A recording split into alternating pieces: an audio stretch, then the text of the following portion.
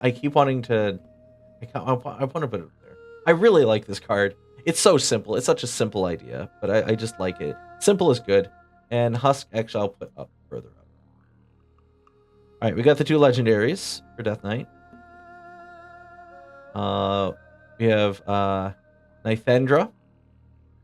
So if you do not recall, and if I recall correctly, this was the undead dragon you fought at the beginning of the Emerald Nightmare raid from Legion. So it is a taunt death rattle. So you have to punch it, right? Split into 1/1 beetles at the start of your turn. Reform with any remaining, right? So say you drop this on an empty board, they pop it. It then spreads out into 7 1/1 beetles, right? It is still their turn, mind you. So let's say they're with the rest of the turn, they ping 2 of your beetles. Your turn starts. Those 5 beetles remaining form, and I believe it means it forms into then a 5/5 with Nythendra. And if this works similar to there's a 4/3 that you resummon with -1/-1 until it can't anymore. That is unaffected by buffs. It kind of has a staple state to it, even if you buff it. So I think even if you buff this like a 10/10 afterwards, it'll split into whatever remaining beetles it was. It's sticky. It's kind of hard to get rid of. Because again, it reforms at the start of your turn. So they're usually attacking into it, and then they have to do something to get rid of the beetles. And either way, it becomes a taunt, like it re-taunts for whatever's left. Even if it's like just becomes like a 3/3 taunt, that's fine. Like a 7/7 death rattle, make a 3/3 taunt. That's fine. I think it's good. I think it's better for Arena. I think it's great for Arena. I'm gonna give it an A, just because I like sticky minions. I love sticky minions. Really, I like it. And it's a dragon. Dragons do come into play here. The last one, Ursa. This one, I'm not sure how I feel. So it is a 9 cost, so it's big. 6/14, big numbers, very big numbers. Battle Cry. So as soon as you play it, Battle Cry, attack all other minions. That is your minions. That is their minions. Death Rattle, resurrect any this killed. So when you play it, whatever's on the field, if he kills it, then when this thing dies, it resummons all of that. Right? My understanding is I believe, actually, I'm going to look this up. This will answer my question.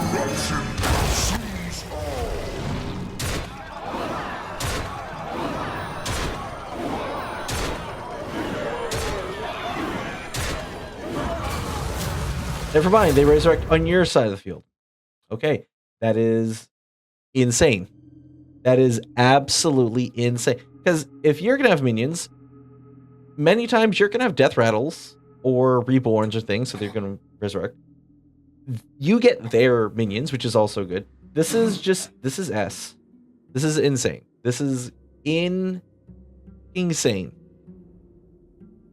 Like, a 6/14, that's enough to take out a lot. Like, he's not surviving the turn, and he shouldn't survive the turn. He is nuts. Like, he's 9. The fact he's not a 10 cost is absolutely dumb. He's a board clear that gives you part of a board, right? Yeah. The only negative I could see is if you're up against a solid board and you have a board of your own, if this attacks your things first, you're not going to get as much value. But that is also dependent on how strong your creatures are, what there is, the luck, the draw. But Ursoc is crazy. The fact that you get the minions is nuts. Alarash. And I should probably be going a little faster with these. Alarashi. Battlecry, transform minions in your hand into random demons. They keep the original stats and cost. This is, right now, in my opinion, really, really bad. Like, I kind of want to put it in F tier bad. Like, I find this bad. there is way too much up in the air as far as stats, what you get, what you like the is it peddler? I think it's peddler. It's the window shopper, where you could discover a minion, you give it this, minion stats. That was good to run because it was a small pool of possible demons to get. And you chose what it was, so you could determine who got the stats. And there's a expensive one, and there's a cheap one. And it was good because you had, a demon that was dormant for several turns and dealt 3 to everything while it was dormant, so it did not matter. You could get that as a 1/1, and it'd be fine. Whereas here, you could have demons that require, they have small stats or big stats, and you have no control over who is what. And you're getting rid of the minions you have in hand anyway. So I do not know what the point of your deck is. There is no point. Even in Arena, I would not trust this card. Like Evolve Shaman and Evolve cards are good because they keep their, they keep their cost or they keep their stats, but you get something that is 1 or 2 levels bigger. So you're getting more commonly you're getting better minions and better stats. I don't see the point of it. That's why I'm saying I feel like there's a demon specific side that we're not getting to the mini set. So it's bad unless we get specific demon support for Demon Hunter during the mini set. And I'm putting you back there, buddy. The legendaries I'm not impressed with. 10 cost 6/12, so similar to Ursoc. Similar stats. He's Rush Wind Fury, so he deals with things directly, right? Death Rattle, deal 1 damage to all enemies, improves after each attack. So theoretically, you think he'd at least deal 3 to all enemies, right? And that sounds good, but because of how he's built, he's not really going to go face. So face damage is going to be maybe 3. It's going to clear 2 things from the board, and it's going to get destroyed next turn. So it in theory takes out 2 minions. So a 10 cost 2 minion die. No, I think the idea with Omen is either whatever demon support is supposed to happen does not happen yet. It's going to get support for that. I think they wanted it to work with the Death Rattle res. I will hydrate, thank you. But if that's not going to be good, then this is not going to be good. So first legendary, Hummel Rune Totem. Start of game. Hold on. Because it says start of game, we're going right up there. Sorry, it says start of game. It's like having a 0 cost card. Start a game. If each spell in your deck is nature, look at that. Crazy, right? Imbue your hero power. Repeat this every 2 spells you cast. So yeah, it's going to be good in my opinion. It's going to be a good deck. You need to basically start dropping the 2 cost, search for nature spells. Just keep playing nature spells. And thankfully the nature spells are all pretty good. The only one that I'm a little sussy on is the synthesis, because you're looking for choose ones which aren't necessarily going to be nature spells. I think a good chunk of them are, but not all. And then the last legendary, Forest Lord Cenarius. Choose thrice, give your other minions +1/+3, or summon a 5/5 Ancient with Taunt.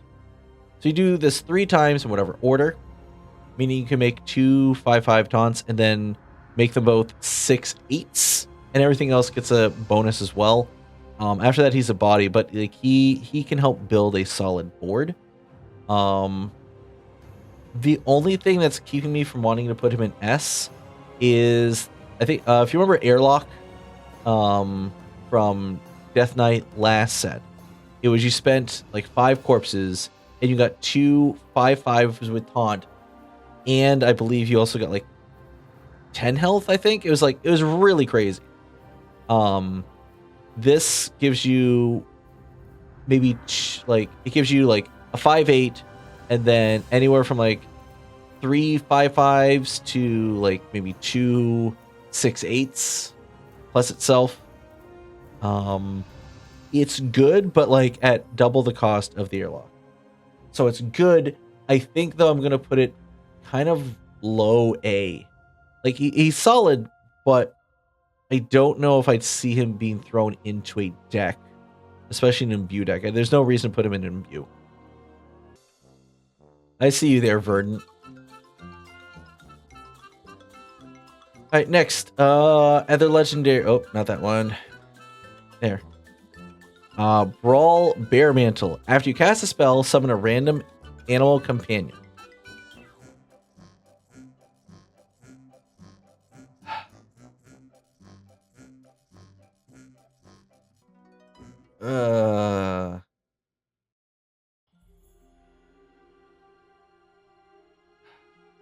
The problem is the new spells hunters get this set.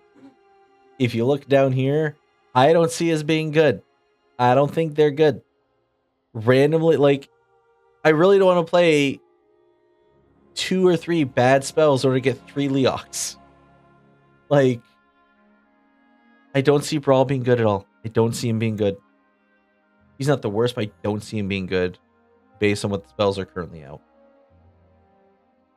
And last, Goldrin. 9/9 for 9. Rush friendly beasts deal double damage. And that's base. So if you hit them in the face for 6 with a beast, you're dealing 12. And with the amount of imbuing that makes things cheaper and makes them more powerful, Goldrin is going to be a must-kill target when he drops on the field. Or else you're done. And he's probably going to get hit with imbue too, so he's going to be cheaper and cheaper and cheaper. So he enables OTKs from beasts, which is very powerful. I'm going to put him above the Sticky Boy. Not quite S tier, because I feel it's very... Things that are like that, flash in a pan, where you have to do it all in that turn, or else they can recover, I'm a little hesitant on, so I'm going to put them in A. Alright, the Legendaries. The first one that people are not really impressed by. Battlecry, discover a spell. Choose to keep it or put it on top of your opponent's deck. So first you're discovering a spell. Already a good ability, though we have, like Spark of Life, you discover a mage spell, you discover a druid spell. You could argue technically better card, right? So the point of this is, why are we choosing to put something on top of our opponent's deck? What spells could we discover that could disrupt our opponent, make their draw not good? Basically give them a dead draw, a dead card, right? That would be the optimal place to give them a dead card. And my first thought is, actually, let me bring this back up. Is divination. Destroy a friendly wisp. Not one of yours, a friendly wisp. So you could shove them on top of the deck, they draw it. It is a dead card forever. They cannot get rid of it, they cannot play it. And it's also not just Emerald Dream cards, it's other spells. But like, I feel like there are enough specifics that I can see what the intent is. I still don't think it's great, but I think people are writing off as bad. So I'm gonna put it over. I'm gonna put it right above here. So it's not horrible. I think it's solid.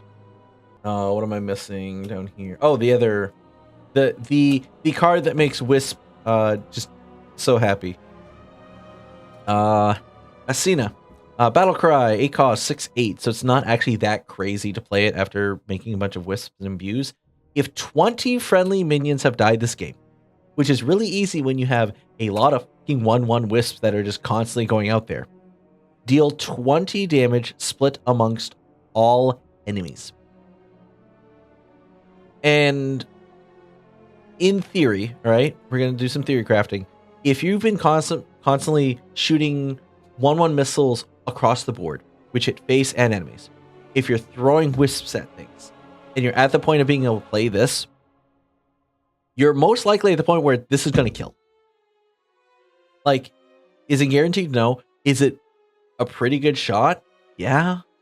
Like, if they only have like 2 3/4s on their board, you play this, the 3/4s are probably dead. And for 8 mana, you're dealing them 12 damage to the face. And you have a 6/8 on board if they survive it. I think this card is absolutely insane. It is exactly what Wisp need. I feel like maybe not S tier as much. Full disclosure, I plan on building this deck. I'm building Wisp. I want to say maybe like right there, an A. It is really tempting to put it in S. For like Arena, it sucks. Like 100%. For Arena, it kind of sucks. Like, unless you hold on to it for the whole game, then maybe you can get that value for it, at which point it'd be pretty good. But like, it's not great for Arena. Yeah, it's a late game only, which Arena you don't always survive late. All right, the 2 legendaries. So Torrent, the Unbreaking. 5 cost 3/4. Divine Shield, Taunt. Your Divine Shields take 3 hits to break. Depends on the deck, right? If this is going against the Mage Wisp deck, this guy is still going away pretty quickly.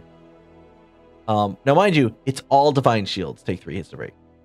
He has a Taunt, so he's going to be the first one, coming under attack. But if you have something else with Divine Shield, you could charge into other minions and get basically a free Divine Shield break without losing it. So for an aggressive turn, he works well. For just stall, he also works well because he absorbs 4 hits, right? Attacking or damage wise. You can still kill him with like kill spells, removal spells, whatever. But he is a very, very sticky boy. He's hard to get rid of. This is like one of those Arena cards. It's like, yes, please. But I don't know where he goes, like in what deck necessarily. So I'm gonna put him like right about here. He's good. He's solid. Just don't know where he's at. All right, last. Where's he? There he is. Ursul. 8 cost, 9/7 Battlecry. Cast the highest cost spell from your hand as an aura that lasts for 3 turns. Remember how I said we'd go back to that 7 cost spell? That is the most expensive spell that Paladins got this set. So, turn 8 comes around. I have Ursul. I'm going to play Ursul. Ursul then casts the 7 cost, deal 5 damage twice. He casts this as an aura. Now, mind you, the other reason that I really like this, to enemies, it's not to everything. So, because I played Ursul and had Renewing Flames, for 3 turns, all right, over the course of 3 turns, I'm going to deal a total of 30 damage and absorb 30 healing. That is so fucking nasty. I think that's like these 2 right here. I think these are going to be best friends forever. Best friends forever. I don't see when they would not be best friends. They went on a date.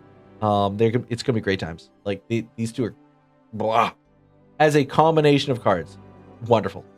Brilliant. No notes. Next, Tyrande. The next 3 spells you play cast twice. So it's a base just across the board. The next ones you cast happen twice. Ritual New Moon. Okay, I can get 4 6 cost minions. That thing that deals 6 damage to a minion. Probably not the best choice for 3 damage. Or for casting it like 12. But like if it's lifesteal, maybe you really like getting that life back. Moonwell. Deal 8 across the board, heal yourself for 8. There are some really good choices with Tyrande. Do I see a deck that really wants her to cast spells twice? Yeah, I'd say you just want. So like, it's good. It's good at what it does. I'm putting it back here though. Because it doesn't have a specific spot. It has many uses, which are good, but it doesn't have a spot.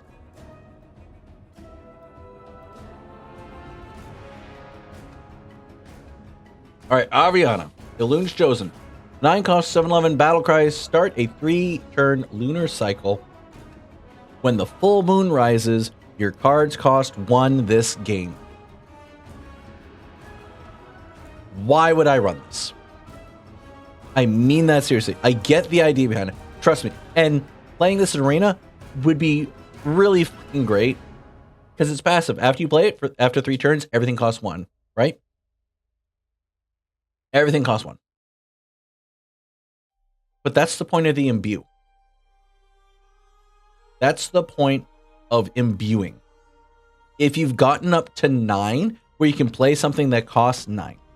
Like, the only reason I could see to play this is if you imbue a lot early on. Like, say you get 3 imbues, and you discover this on, like, I don't know, even if it was, like, turn 6, you have to pay 2, so you need to imbue, like, 5 times in order to play this. Like, off of imbue, maybe? But, like, just playing it flat out on 9 and then waiting 3 turns to everything costs 1. If you're playing your imbue priest correctly, everything should cost 1 by the time that cycle's over anyway. So it's kind of a moot point if you're running the imbue deck. If you're not running imbue, cool, there's a use for it. But it comes in a couple turns. It's a lot of value, but it's too slow. Like, you'd want this in maybe some deck where you shuffle a lot of resources, maybe you draw a lot, but you want to be able to just play as much as possible and just spam that board with 1-cost things. But I feel like by the time you play him, you might have like an instance of like spamming out some 1-cost stuff. But that's it. After that, it's like, okay, everything in my hand's free. That's awesome. Like, maybe there is a combination of cards that works with this. Making all 1 means cards can combo with one another that they couldn't previously. But again, you're imbuing your hero power. You should be able to just get stuff for cheap anyway. So as much as I love the priest hero imbue power, I love a lot of what priest has going for it. I think a lot of it is really, really good. I'm not feeling it, Mr. Krabs. I love priest, but I'm not feeling it. So again, I feel like it's just too slow. Like, he's not bad, but I feel like it's just too slow. Yeah, put him down there. Again, it depends on what dark gift you get, though. If you can... Alright, Renfurl, the Malignant. Battlecry, trap. So they can't play it. Trap a random card in your opponent's hand for a turn. Improved for each time you've played this. So basically, you want to play it, bounce it to your hand, play it, bounce it to your hand, play it, bounce it to your hand. Which, okay, cool. That's kind of a funny thing. And you're trapping more cards each time you do that. And like, okay, let's say endgame. You've trapped their hand for a turn. You're expending a lot of resources just to bounce this card rather than other options. I'm not feeling Mr. Krabs. Like, I should be doing Legendaries last, but I don't like this. Like, God, I want to put... Yeah, you're behind him. I want to put you all the way down there, partially because I just find it funny. I find the effect funny, but not good. And I have opinions, all right? So, Ashamain. Fill your hand with copies of cards from your opponent's deck. They cost 3 less. Thief Rogue loves this.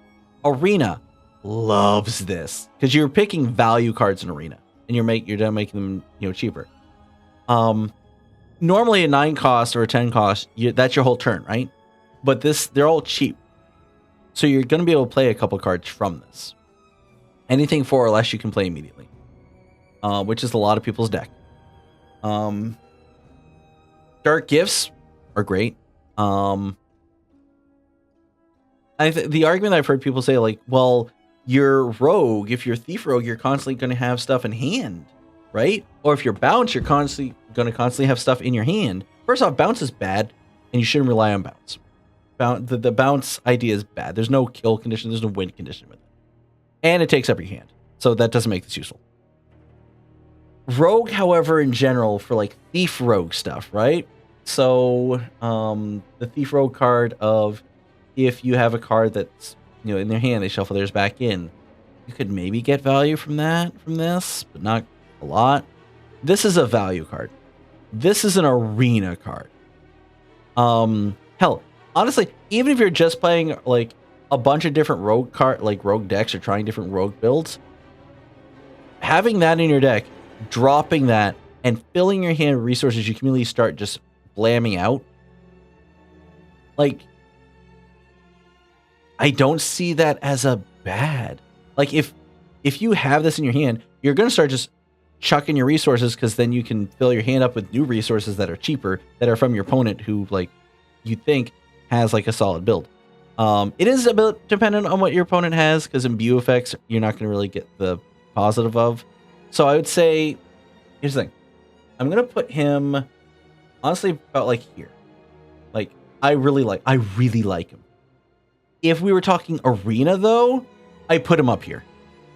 Arena, I feel like he's S. I feel like he's just insanely good in arena. You drop him turn 9, and you have so many options immediately available to you. Marithra, Battlecry, resurrect all different friendly minions that cost 8 or more. In an imbue deck where you're evolving everything to be 8 or more, you play her, you get a full board. Just that's it. You just get a full board. You get a full board again. She loves the imbue deck. She absolutely adores the imbue deck. She is not one you want to play on 6 at all. In any way, you don't want to play her on 6. No. But she's good. She helps the imbue deck. Onara, at the end of your turn, play the top 3 cards from your deck. I don't know if I like this card. I do not know if I like this card. There are so many things that Shaman have that do not specify enemy. There's some that do just general things. There's some that are not bad, but there's some that just you wouldn't want to have immediately happen. Like, can you imagine getting Hex off the top and hits just anything that isn't what you want? Hitting something like Spirit of the Forest? Okay, cool, but what if you don't get the right one? Matching outfits? Okay, goodbye to that one minion you had that you liked, and you get 2 copies of one that's maybe, doo-doo butter. Wave of Nostalgia when your opponent has more of a field? Bad. Typhoon? Oh my goodness, no. Giving them Onara? It needs to be in a very specific deck, and I don't think that deck exists yet. I'm sorry, Onara, I'm putting you down and see. I'm sorry, but I don't see the deck that you're made for. I see it as a risk that I'm not ever going to want to take. And the reason I'm doing that is for the actual engine, which is Yasandre. Taunt, Death Rattle, 8/5. Summon a random dragon for each time Yasandre has died this game. So I play her out, she dies, I summon a random dragon. I then use the different abilities, like I make the location make a O2 egg of Yasandre. She rehatches. She dies again. I get 2 random dragons. I discover a dragon that died this game. I play her again. I make 3 random dragons. It's about discovering and resummoning Yasandre specifically. Which makes it tricky when she keeps summoning dragons, so like it's harder to find her in that pool. Like, because the other thing you want to run this off of is, where's that fucking card? Yeah, rage. You want to run it off Succumb. So discover friendly dragon that died this game. You want to keep finding Yasandre. Now she's going to keep spamming out other dragons, which is the whole point of the deck. So it might be more difficult to find her. So you need to build engines around that, like with the eggs, for instance. You want that location. The more I talk, the more I realize that location is very much mandatory. And Yasandre, I don't know if the deck's going to be good. I think it's a really fun concept. I'm gonna put it at like a mid to high. Yeah, right around there. Yeah. And the other card that people are scared of, understandably so, Tortola. So a 10 cost, 130 with taunt elusive, so spells can't target it. After this takes damage, gain 1 armor and give this minion +1 attack. So the Wisp Mage is going to die to this because it keeps pinging things for 1, right? Now the problem that I've seen in normal play is by the time it gets to 5 or 6 attack, it's already at like 5 to 6 health. It is scarier looking than it is, I feel, in practice, especially if you have like minions that can kill things off or can make things smaller. And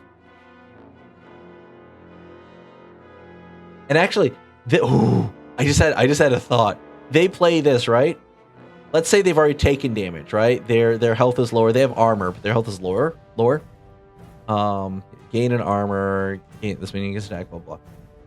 If you do the Ursol spell combo, you're dealing the 10 damage to their face because it's going to bypass Tortola because its health is better than yours. So, I think he's scarier. He's a good card, but I think he's scarier than he is practical.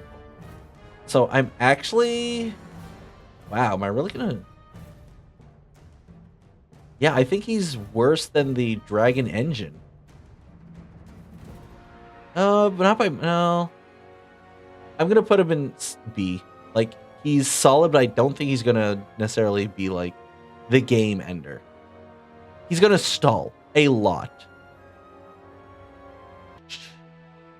Wallow. Okay, we're at the Legendaries. Wallow the Wretched. While this is in your hand or deck, it gains a copy of every dark gift given to your minions. You don't have to play the minions. They can be in your hand. So while this is in your hand or deck, it just gains whatever you've gained. So it is passively really good. This Dark Gift Warlock, I see as being super fun. I don't see it being meta, but I see it being super fun. I'm actually going to put the Wallow, say, down here, because he could be just absolutely busted if you actually put in the work. And then the last legendary, Agamagan. 10 cost, 8/9. The next card you play costs your opponent's health instead of mana, up to 10. That sounds crazy, right? That sounds absolutely nuts. Oh my word. I could deal them 10 damage. Okay, what's something that costs 10 mana in Warlock? Oh, I know. Agamagan. Is there anything else in Warlock that costs even close to that much? It does not. There we go. Okay, we got it. What are things that cost a lot in Warlock? Table Flip is not going to cost a lot because it's always discounting itself. Wretched Queen could cost a lot if you played a Wretched Queen, but people don't really put that in their deck. Wheel of Death. No, you're not going to bother with Wheel of Death because you're already trying to kill them with Wheel of Death, making the damage pointless.